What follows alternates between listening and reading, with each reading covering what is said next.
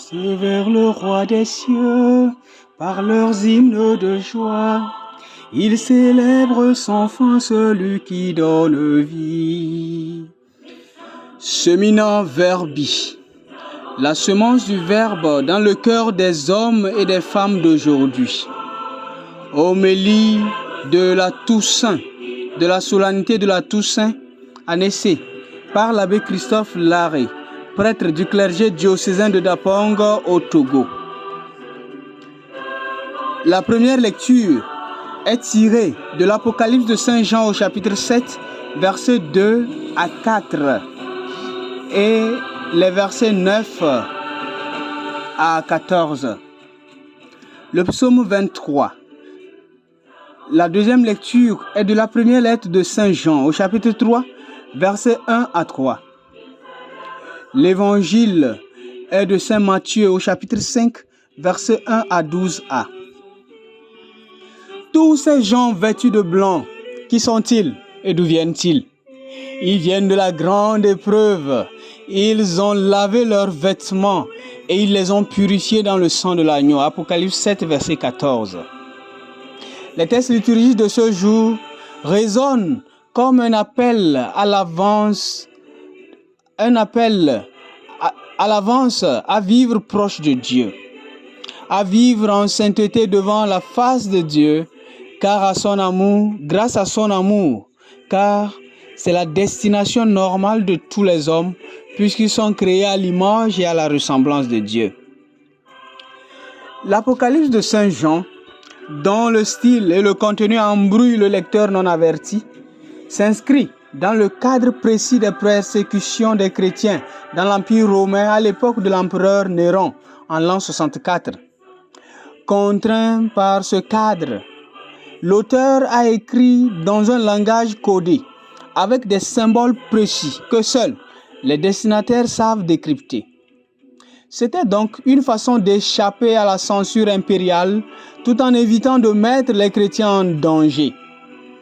Le contenu général du message étant la victoire finale du bien sur le mal, l'auteur s'appuie sur les événements contemporains pour montrer que l'Empire romain persécuteur, qui représente les forces du mal liguées contre les chrétiens, court à sa ruine.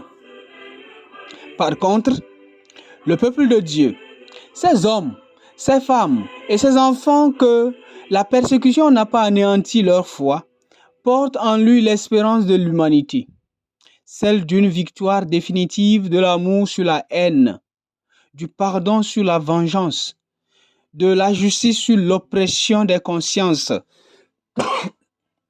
Ainsi, le texte écouté est logé dans cette ligne, tout en montrant que le vrai peuple de Dieu n'est plus Israël, mais la multitude de tous ceux qui portent cette espérance de la victoire de l'amour sur la haine, car Dieu est amour.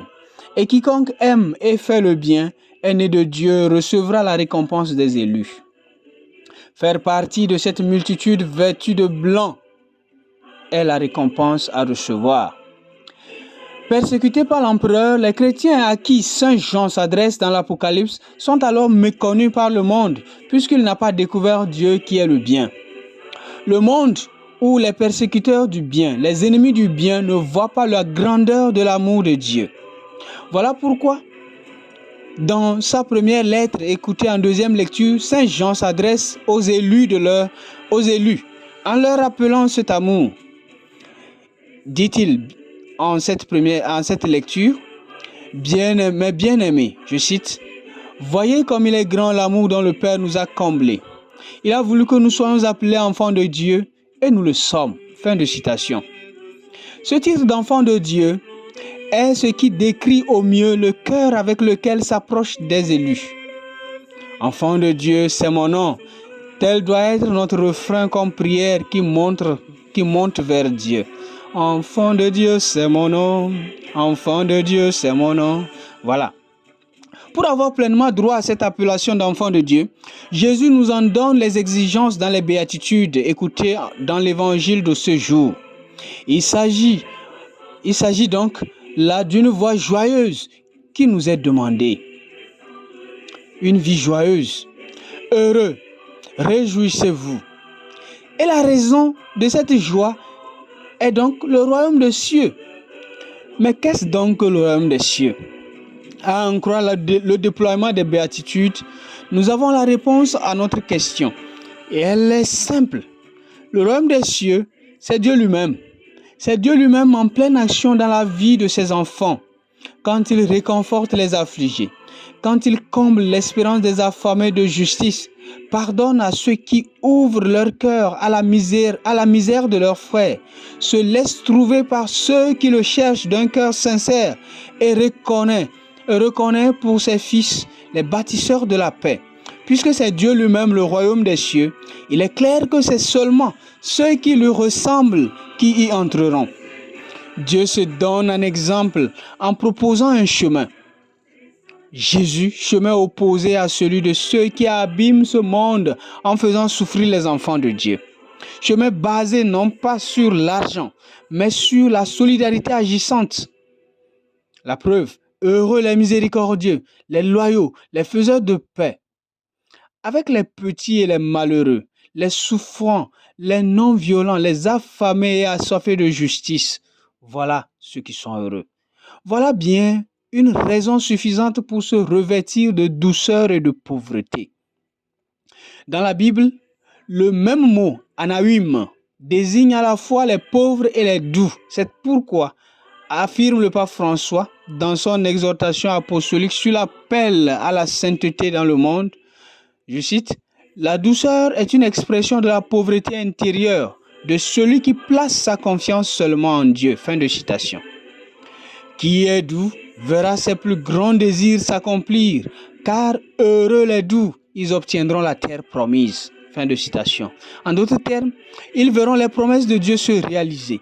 Cependant, l'espérance de l'obtention du royaume des cieux ne se limite pas au caractère irréprochable que l'on peut avoir, c'est-à-dire, entre parenthèses, la douceur, la miséricorde, cœur pur, artisan de paix, etc.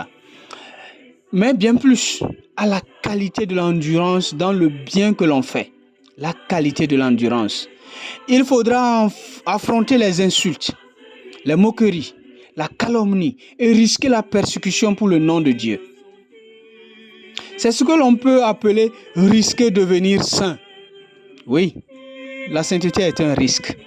Oui, bien-aimé du Seigneur, la sainteté est bien un risque énorme à entreprendre, mais un risque qui devient simple quand on reconnaît le chemin tracé par Dieu, le seul saint. C'est en cela que les textes de ce jour nous trouvent un écho favorable dans l'aujourd'hui de notre vie. Je me fais plaisir à nous introduire dans ce chemin tracé en faisant appel à l'exhortation apostolique Gaudete et Exsultate du pape François, paru le 19 mars 2018, auquel j'ai fait allusion plus haut, l'appel à la sainteté dans le monde aujourd'hui. Selon le pape François, je cite, « Pour être saint, il n'est pas nécessaire d'être évêque, prêtre, religieuse ou religieux. Bien des fois, nous sommes tentés de penser que la sainteté n'est réservée qu'à ceux qui ont la possibilité de prendre de la distance par rapport aux occupations ordinaires afin de consacrer beaucoup de temps à la prière. Il n'en est pas ainsi. Nous sommes tous appelés à être des saints en vivant avec amour et en offrant un témoignage personnel dans nos occupations quotidiennes, là où chacun se trouve. Es-tu une consacrée ou un consacré? Sois saint en vivant avec joie ton engagement. Es-tu marié? Sois saint en aimant et en prenant soin de ton époux ou de ton épouse, comme le Christ l'a fait avec l'Église. Es-tu travailleur? Sois saint en accomplissant honnêtement et avec compétence ton travail au service de tes frères. Es-tu père, mère, grand-père ou grand-mère? Sois saint en enseignant avec patience aux enfants à suivre Jésus. As-tu de l'autorité? Sois saint en luttant pour le bien commun et en renonçant à tes intérêts personnels. Fin de citation numéro 14 de Exsultate, Gaudete et Exsultate du pape François. La sainteté est pour tous, car être enfant de Dieu est un don à tous. Et elle est le signe particulier, l'élément principal de distinction de Dieu et du diable. Voilà pourquoi quiconque veut être enfant de Dieu doit être un partisan de la sainteté. Bien souvent, nous avons peur de la sainteté comme si elle enlèverait notre joie, comme si l'on vit saintement, on vivrait tristement. Eh bien, c'est le contraire. La vraie joie se trouve dans la sainteté comme nous l'enseignent les béatitudes. Heureux, heureux, heureux, disent les béatitudes. Regardons ensemble les vrais saints. Les vieillards qui sourient malgré le poids de leur âge. Les malades qui sont heureux malgré le poids de leur souffrance. Les affamés qui sourient malgré la faim qui les torture. Ceux-là, ce sont les saints de la porte d'à côté, comme le dit le pape François dans Gaudete et Exsultate. Leur joie doit nous interpeller et nous faire voir que le vrai saint est rempli de joie. Par conséquent, il n'y a pas à hésiter de prendre le chemin de la sainteté. C'est pourquoi le mot heureux ou bienheureux devient le synonyme de saint. Parce qu'il exprime le fait que la personne qui est fidèle à Dieu et qui vit sa parole atteint dans le don de soi le vrai bonheur. Bien-aimés, à l'écoute de Jésus dans les béatitudes, nous sommes mis à l'école de celui-ci pour agir comme lui dans le quotidien de notre vie. Être invité à être pauvre de cœur, c'est choisir Dieu comme notre confort, comme notre sûreté, en détachant notre cœur de ce qui l'inquiète. Être invité à être doux, c'est prendre l'attitude du maître qui consiste à être pour les autres un refuge. Dans cette optique, il est clair que les saints ne sont pas les êtres extraordinaires, mais de simples gens qui ont vécu leur vie ordinaire de façon extraordinaire. C'est ce à quoi nous sommes appelés tous les jours dans les moindres détails de notre vie. Tous ces gens vêtus de blanc, dit l'Apocalypse de Saint Jean, d'où viennent-ils et qui sont-ils? Ils viennent de la vie ordinaire. Ils sont nos frères. Pour finir, je nous offre les caractéristiques de la sainteté aujourd'hui écrites par le pape François dans la même exhortation apostolique, Exsultate et Gaudete, susmentionné. Être centré, solidement axé sur Dieu qui aime et qui soutient. La première caractéristique d'un saint. Ne rendre à personne le mal pour le mal. La deuxième caractéristique d'un saint. Lutter et être attentif face à nos propres penchants agressifs et égocentriques. La troisième caractéristique d'un saint. Ne pas se laisser aller à la diffamation et aux calomnies. La quatrième caractéristique d'un saint. Ne pas consacrer ses énergies à déplorer les erreurs d'autrui. La cinquième caractéristique d'un saint. Te réjouir du bien d'autrui comme du tien propre. La sixième caractéristique d'un saint.